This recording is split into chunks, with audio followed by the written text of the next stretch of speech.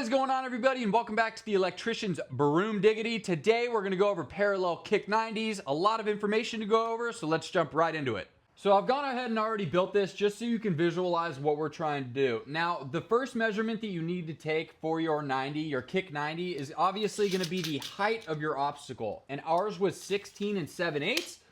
So that's what your kick is going to be from your lower elevation to your upper elevation. And then the next crucial deciding factor is going to be where you're going to place your kick. And since we're sitting at 16 7/8, it's a pretty steep kick. So you don't want to go too high up on the conduit, because then you either won't have enough room to get up in order to get your 90 above your obstacle, or it's just going to turn into a back-to-back 90 and look like crap, or it's just going to be a super sharp degree bend, which is going to make it harder to pull wire through. So for this option, since we're at 16 7/8, I've elected to go 30 inches back for my first mark on my first kick 90. And getting your first piece in, that is how you establish a baseline, and that is how you build all these other pieces of conduit off of it. And as you can see, all the kicks are in the exact same spot, and all we're going to do to achieve that is a little bit of math, so let's go over it. So now we have the measurements that we need. The height of our kick was going to be 16 7/8, and then for our kick, we were going to go 30 inches back from our 90. Now, the choice of your 90 is dependent on whatever you're trying to install. However long your 90 needs to be doesn't really matter. I chose to do 16 inches for my 90 and then build off of that. But again, the 90 can be whatever you need it to be. Now, since your kick is going to be 30 inches back, you need to remember that number for your first kick, because you're going to build off of it. So when you do your first kick, this is a personal recommendation. This is what I like to do. I will place that mark on the front of the hook on my bender.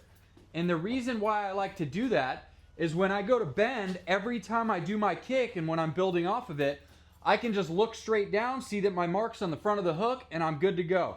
Because if you put it on the arrow and then go to turn it over and do your kick, it might slip out and it might be in the wrong spot. Just to reiterate, we're doing a kick that's going to be 16 7/8 inches tall, and we're going to go 30 inches back from our 90. We're going to pretend that we've just bent our first piece, and just imagine that all of this stuff is not here and we just have this one piece of conduit on the inside. So now that that's installed, we obviously have to build off of it to get our other pieces installed. We got to do the math to make sure that our kicks match, and we got to do the math to make sure that our 90 is going to grow in order to keep the same radius and make sure that we're not overlapping on our conduits. So what I like to do for my spacing is I like to take a piece of 3/4 inch EMT, because I know that the outside diameter of the conduit is 7/8 of an inch. And when I go to install any additional pipes on this rack, I can just slap the piece of conduit in between my two pipes, or my two pieces of conduit, and I know that my spacing is good. So 7/8 of an inch is going to be our spacing.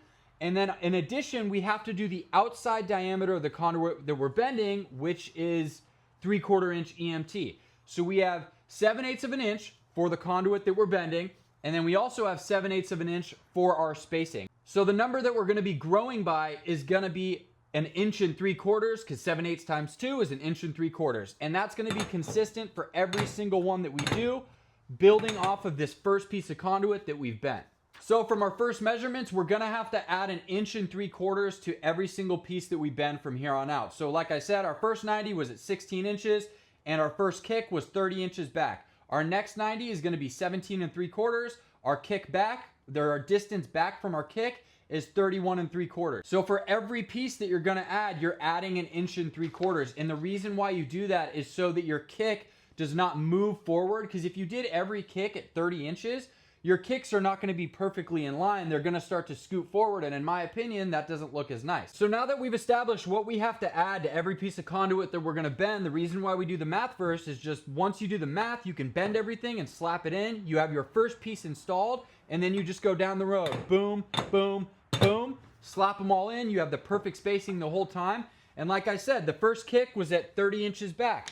The next kick, 31 3/4 inches. The next one after that, 33 1/2. And you add that 1 3/4 inches to every single piece that you add for both the 90 as well as the distance back from the kick. And that's why it's important to remember where you marked it on the conduit for your first kick.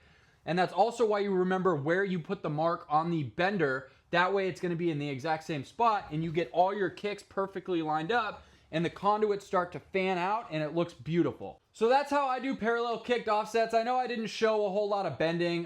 Conduit's expensive and I already had that made for the Instagram video. So I just wanted to go over the math behind it and do a little explanation.